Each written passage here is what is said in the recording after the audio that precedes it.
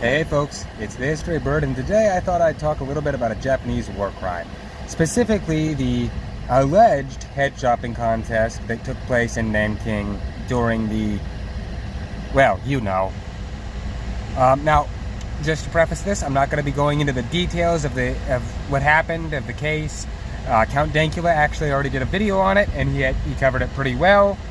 The only thing that he did that I don't remember him touching on is whether or not it actually happened, which may have been outside of the scope of his video, or it may have been at a part that I just don't remember. It's been a minute since I've watched it. However, I'm going to talk about whether or not it actually happened. Now, before we get into that, there is a pretty big reason to believe that it might have, because if you go back to the times of the samurai, I believe it was the Sengoku Jidai, the Warring States period, before the unification under Tokugawa Ieyasu. Apologies for the mispronunciation almost there.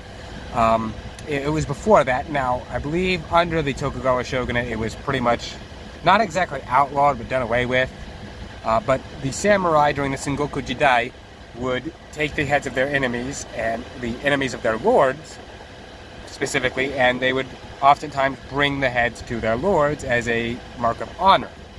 So, fast forward about a couple thousand years, a couple hundred years actually, sorry. I have my timelines mixed up a little bit. It's been a long day. Anyways, fast forward a couple hundred years, you get to the Meiji Restoration, which took place sometime in the 1860s.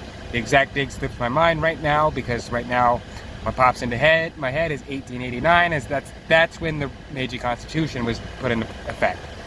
But, anyways, back in the Meiji Restoration, they started to bring back some old stuff, and now it didn't come back right away. It came back a bit gradually, and eventually, when we get to World War II, we have a story coming out of Nanking about Japanese officers potentially cutting the heads off of captured Chinese soldiers and civilians and what have you.